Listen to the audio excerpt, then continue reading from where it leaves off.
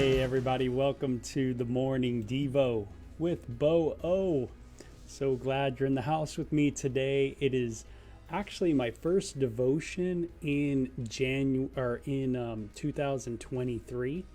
So finally getting into the house of Devo, and pretty stoked about it. You know how it is that holiday season where it's just everything gets kind of lumped on top of one another, and then had some funerals going on and different things happening, and then I was in California for a funeral, just all kinds of things going on. But here we are back.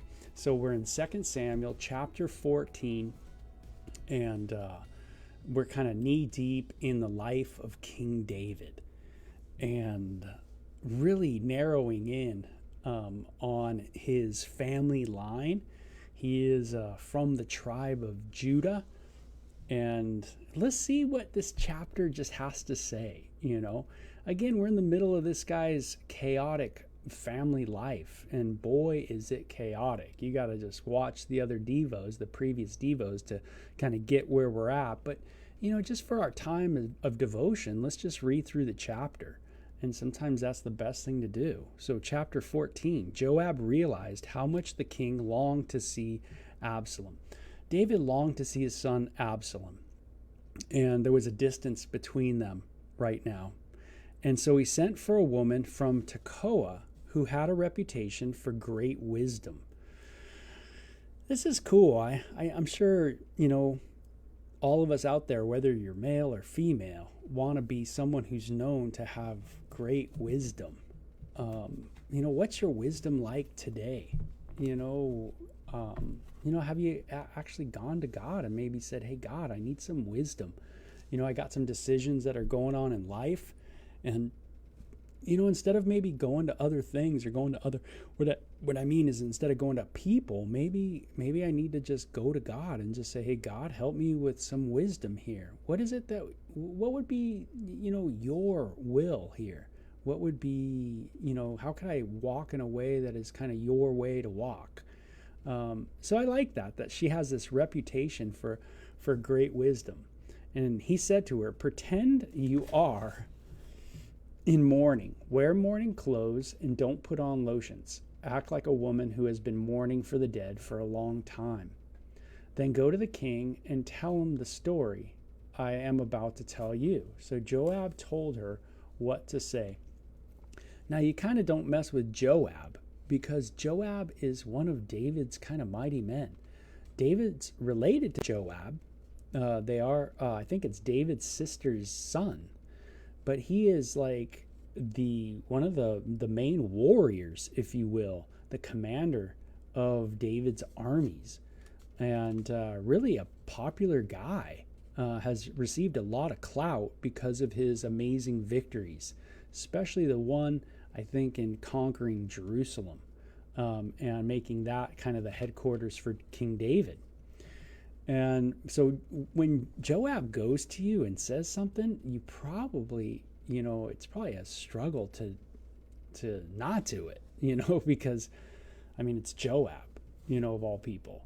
So when the woman from Tekoa approached the king, she bowed with her face to the ground in deep respect and cried out, "O king, help me." "What's the trouble?" the king asked. So she's kind of playing a role here. "Alas, I am a widow," she replied. "My husband is dead. My 2 sons had a fight out in the field, and since no one was there to stop it, one of them was killed. Now the rest of the family is demanding, 'Let us have your son. We will execute him for murdering his brother. He doesn't deserve to inherit his family's property. They want to extinguish the only coal I have left, and my husband's name and family will disappear from the face of the earth.' 'Leave it to me,' the king told her. 'Go home, and I'll see to it that no one touches him.' 'Oh, thank you, my lord, the king,' the woman from Tekoa replied. If you are criticized for helping me, let the blame fall on me and on my father's house, and let the king and his throne be innocent. If anyone objects, the king said, bring him to me, and I assure you he will never complain again. Whoa. So, quite a response. Then she said, please swear to me by the Lord your God that you won't let anyone take vengeance against my son. I want no more bloodshed. As surely as the Lord lives, he replied, not a hair on your son's head will be disturbed. Please allow me to ask one more thing of the Lord my king, she said. Go ahead and speak, he responded. She replied, why don't you do as much for the people of God as you have promised to do so for me? You have convicted yourself in making this decision because you have refused to bring home your own banished son. All of us must eventually die, or must die eventually. Our lives are like water spilled out of the ground, which cannot be gathered up again. But God does not just sweep life away. Instead, he devises ways to bring us back when we have been separated from him. Wow, that is radical. I mean, I think of how the story kind of mimics, Jesus here, right? God devises a way. God has a plan. Before the foundation of the world, the Bible says that there was if you will, the plan of God of redemption. And that's pretty awesome because I don't know about you, but we certainly need to be brought close to God. We certainly need to be drawn closer to God. And that's why we come to church. And that's why hopefully you get in the Word daily, is because you're wanting to draw closer to God. And here, this amazing story, this woman is playing this role as Joab has asked her to do. And it's really to reveal the heart of David, to reveal where he's at. And this is interesting, but maybe there's times in my life where God is using other people, like this woman.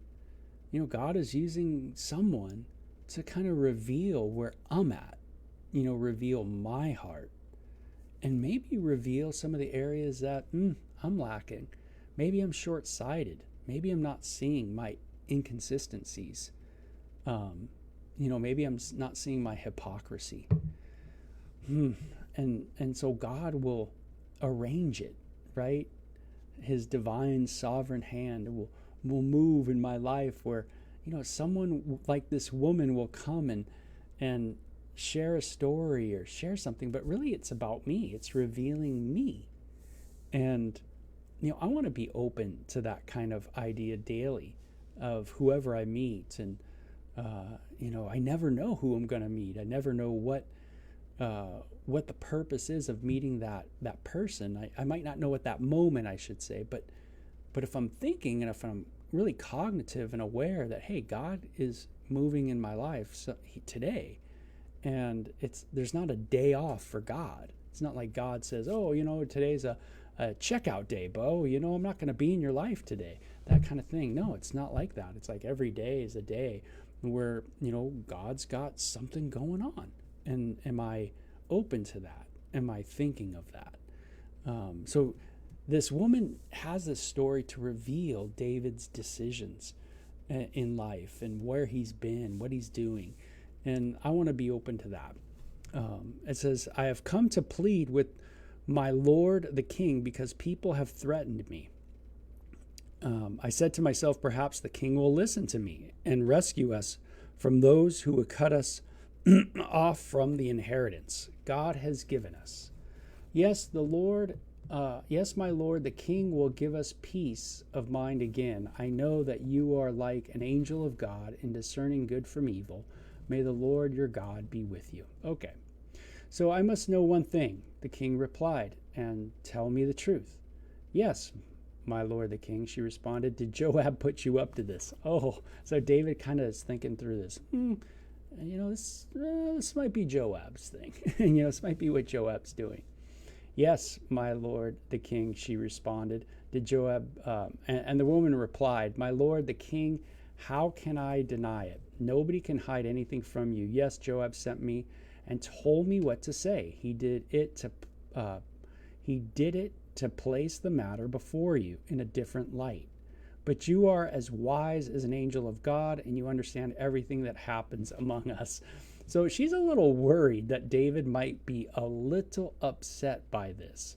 Kind of, and this is maybe sometimes how we respond to a revelation of really where our hearts are at. King David has kind of his heart filleted open here by this little thing that Joab had planned to let David see maybe some of his issues and some of the things he's not dealing with. And, sometimes in leadership doesn't want to look at their own hearts, right? Sometimes when you're a leader, whether you're in your family and you're leading, or you're at a church and you're leading, or you're, in a job and you're leading, sometimes the biggest things that you don't want to do is just have your heart kind of opened up. You're supposed to be strong, you're supposed to be mighty, and then all of a sudden you have your heart opened up. And sometimes, you can get upset to the point where you hurt the person that's revealing your heart. And you can, in a sense, take vengeance on them instead of maybe just saying, hey, thanks, for sharing that. And, I needed to hear that. And that's it. Instead of doing that, there's a pride that comes in us that goes, hey, my heart just got filleted open. Now you see my weakness. Now you see my my inconsistencies. Now you see my hypocrisy. And what do? You become prideful. And instead of just saying, yeah, that's right, I need to change, or, I need to do that. It's like saying, hey, you know what, I want you guys all to work, 40 hours a week, but you ain't coming in to work 40 hours a week, as the boss, right? You're not doing it yourself. You're kind of like, oh yeah, I don't have to, right? I'm the boss kind of thing. And someone maybe says something to you, hey, well, how about you? Like, and you go, oh, well, and then, you get all prideful, we get all upset. This is how it can go, right? Our hearts can get really wacky when we're told, when we're revealed, when someone's showing us our weakness. So the king sent for Joab and told him, all right, go and bring the young man Absalom. Joab bowed his face to the ground in deep respect and said, at last I know that I have gained your approval. My lord the king, you have granted me this request. Then Joab went to Geshur and brought Absalom back to Jerusalem. But the king gave this order, Absalom may go to his house, but he must never come into my presence. So Absalom did not see the king. Wow, so there's a real issue going on with Absalom, of course, and his dad. And if you don't remember what that's all about, you have to kind of go back one chapter. But here David says, hey, he can go to his home, but I just can't see him. Have you ever been hurt like that where it's hard to see someone? That's a real hurt heart, that's for sure. Hey, Laura, it's good to have you and Paula, by the way, in the House of Devo. So let's see what happens if there is a reconciliation here with Absalom and David. So Absalom was praised as the most handsome man in all Israel. He was flawless from head to foot. He cut his hair only once a year. Whoa, that's a mighty hair right there. And then only because it was so heavy. When he weighed it out, it came to 5 pounds. He had 3 sons and 1 daughter. His daughter's name was Tamar, and she was very, very beautiful. So Absalom, pretty cool guy, right? Kind of a GQ guy, super good looking, amazing hair, that kind of, just mane flowing, Mine's not quite like that, as you could see. Absalom lived in Jerusalem for 2 years, but never got to see the king. 2 years. So there's a lot of time. If you look at the moment when Absalom killed his brother for raping Absalom's sister, you can see there's a lot of time that's kind of under the bridge. And it's amazing how sometimes we read this narrative and narratives in the Bible, and we tend to think that they're really short, like it just goes boom, boom, boom, boom, boom. But it doesn't do that. There's a lot of time in between chapters, verses, things like that. So we have to just remember that 2 years go by, and King David and his son Absalom just aren't hanging out. And it says, then Absalom sent for Joab to ask him to intercede for him, but Joab refused to come. Absalom sent for him a second time, but again Joab refused to come. So Absalom said to his servants, go and set fire to Joab's barley field, the field next to mine. So they set his field on fire, and Absalom had commanded. Then Joab came to Absalom at his house and demanded, why did your servant set my field on fire? Oh my gosh, right? Talk about trying to get someone's help. Hey, I want to go see my dad. Who's close to my dad? Joab.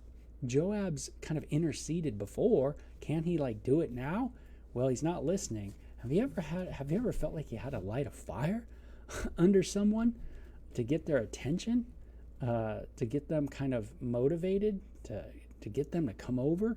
I mean, this is really what I think it's referring to when we say light a fire. This is what Absalom did. He literally lit Joab's field on fire.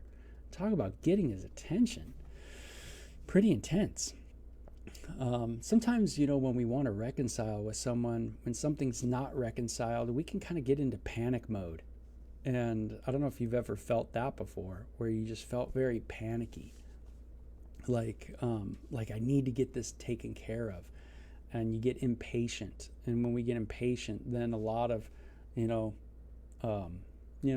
tough stuff can happen, right?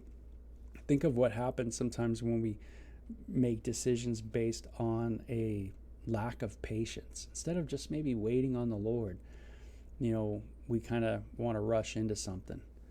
Well, here Absalom's been waiting 2 years. So I don't know if it's a lack of patience, but boy, man, he really is getting kind of to the end of his rope. He wants to see his dad. Absalom replied, because I wanted you to ask the king why he brought me back from Geshur. If he didn't intend to see me, I might as well have stayed there. Let me see the king. If he finds me guilty of anything, then let him kill me. So Joab told the king what Absalom had said. Then at last David summoned Absalom, who came and bowed low before the king, and the king kissed him. Wow. So finally, they meet up again.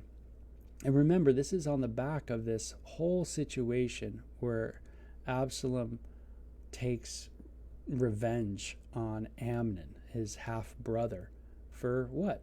The rape of their sister, right? And her name was Tamar. And it's kind of interesting that Absalom had a kid. And remember what did he name his daughter? If I remember, yeah, he named one of his daughters Tamar. So after his sister. So talk about a family squabble, right? It's really a mess. It's taken years for David's heart to be ready to see Absalom for murdering his son. And Absalom has been wanting to see his dad, and the dad's hasn't been wanting to see the son. And you could see just how messy, it can get. Boy, I certainly don't want to be in this kind of situation. I don't want my heart to be in a place where I don't want to be in the presence of my family. I don't want to see them. And that can, if they make decisions that you don't like, sometimes that's what's going on. It's just hard to see them. It maybe brings up a lot of things in our hearts. But we got to bring our hearts before God. We got to let God deal with our hearts so that we can reconcile and be, in a sense, quick to reconcile. Sometimes, we need time, but sometimes time can really not bring things together. Sometimes time just keeps people drifting apart further and further. And Absalom might have known that and wanted to come before the king. But the king was just, for some reason, he was just, maybe it was his own lack. Maybe David saw his own failure here for really dealing with the situation properly, right? Instead of him dealing with his son Amnon, who raped David's daughter. Maybe David felt his own guilt for not getting involved sooner and dealing with this properly, and so maybe looking at Absalom was tough for David because it kind of reflected on David's lack. And again, there's this idea in this section, right, of David's heart being revealed, and David obviously in the Psalms just was, crying out to God for so many things, right? There's times where David says his sin is like a river. It's like flowing over him, and he can't even move. He's so depressed. King David was a very emotional man and struggled with many things, emotionally. But I would suggest that we all just have short accounts with God. We keep bringing things to God on a daily basis, our hearts, and asking God to heal our hearts, so that we can reconcile and be people of reconciliation, that would be something that's really a stamp on us, that we are humans that like to reconcile. That's what us Christians do. We reconcile. If there's a problem, we want to deal with it, So, man, a cool chapter. Fun to be back in the morning devotion for sure. Marcia, great seeing you too. We're going to try to get these things going here soon. I know Monday's a holiday, and I'm not sure what everybody's doing, but I'm hoping to be in the morning Devo, and we'll be getting this going. So you guys have a great day. We'll talk to you later, okay? Bye-bye.